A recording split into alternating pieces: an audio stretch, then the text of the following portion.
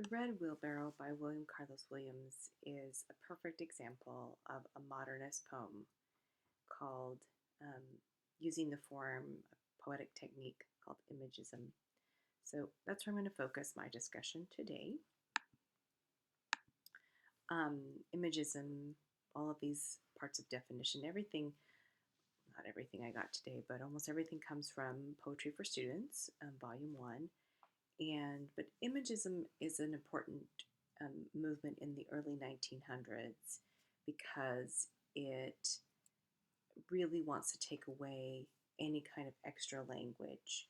As you can see in this third bullet, that it should not focus on abstract ideas or, symbolism or the metaphors or anything besides a specific image itself.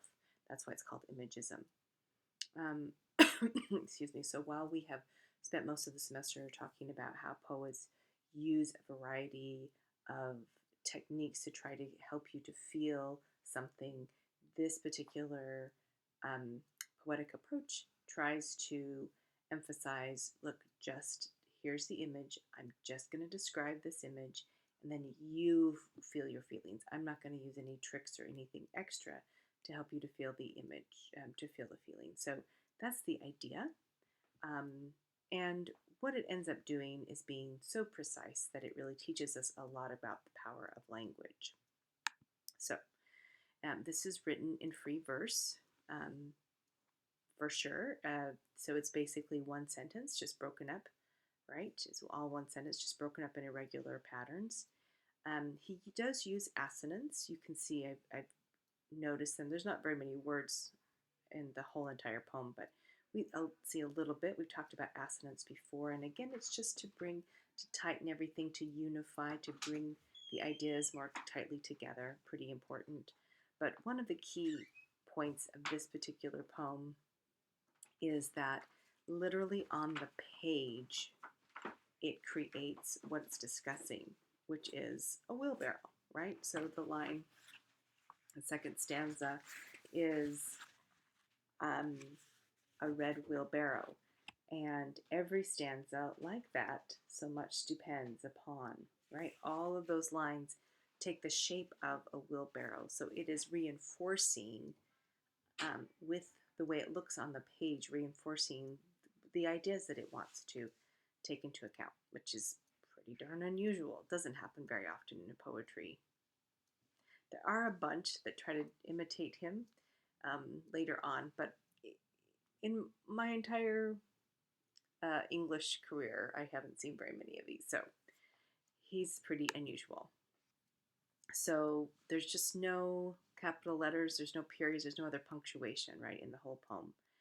Um, the opening lines are just so much depends, and it's all about what depends on what. And like this says very well, I liked it says, it's truthful to say that so much depends upon each line of the poem, right? It just becomes very important because there are so few lines. Each line becomes really, really important.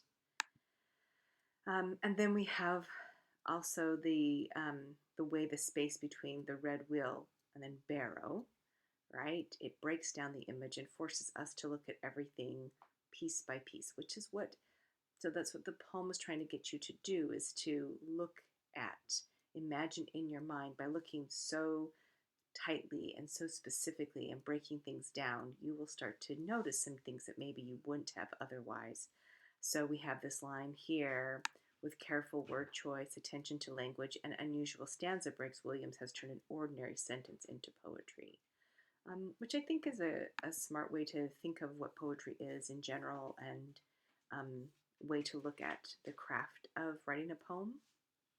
So this is one of my favorite poems for this reason. I think it is so simple, but its use of language just evokes images that are super important and they're super interesting, and it does it so beautifully and just takes the most ordinary images and makes them poetry in a way that, well, I certainly can't do, but most people cannot. It's quite extraordinary.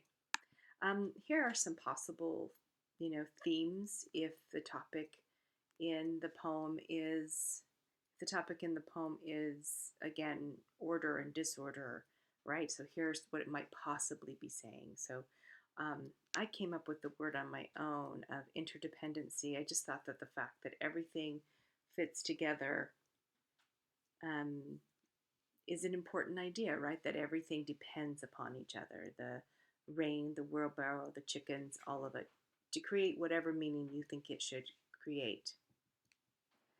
Um, but these are possible themes, possible meanings here. So just a lot in a very short amount of time, right? Very, very short amount of time. Williams himself was a really important influence on the poets of the 50s and 60s because this one, his early poem was published um, in 1923, as you see here.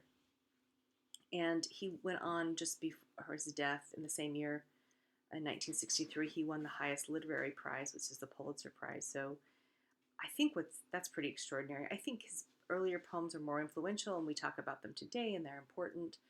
But as a man of letters, as a man who wrote, he continued to be important all the way through his life. Wrote some really interesting things, and because he was a pediatrician who practiced in New Jersey for more than 40 years, he had the financial independence to be the kind of poet that he wanted to. So he was a really important poet. He was championed by another poet in our collection, Ezra Pound, who was one of the leading poetic figures of his time, if not the leading poetic figure of his time, at least in England and the United States. And Williams, who met him at UPenn, they were friends, and they supported each other and supported his poem, and so created an important moment of poetry, movement in poetry. Sorry. So again, one of my favorite poems, and I think because of its simplicity, I think it is a tremendous work of art.